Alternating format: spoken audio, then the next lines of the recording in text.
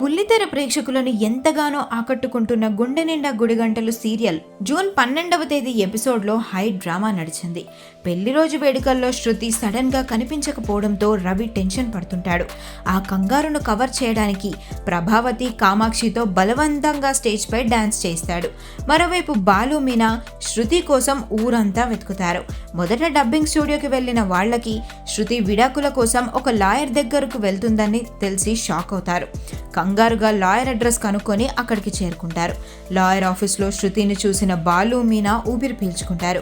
నీతూ విషయంలో శృతి సగం నిజం చూసి తప్పుగా ఊహించుకుందని తెలుసుకొని ఆమెకు అసలు విషయం చెప్పి కూల్ చేస్తారు. అటు ఫంక్షన్ హాల్లో శృతి తల్లిదండ్రులు సురేంద్ర, శోభ, సత్యం రవిని నిలదీస్తారు. రోహిణి, మనోజ్ కూడా గొడవ చేస్తుంటారు. అందరూ గొడవ పడుతున్న సమయంలో బాలు, మీనా, శృతి గ్రాండ్ గా ఎంట్రీ ఇస్తారు. ఆ తర్వాత రవి, శృతి కేక్ కట్ చేస్తారు.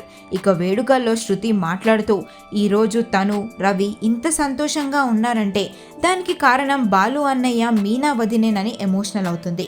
ఉమ్మడి కుటుంబంలో ఎలా ఉండాలో మీనా నేర్పించిందని, బాలు చూపించే ప్రేమ తమ దాంపత్యానికి మార్గదర్శకమని అందరి ముందు ప్రశంసిస్తుంది.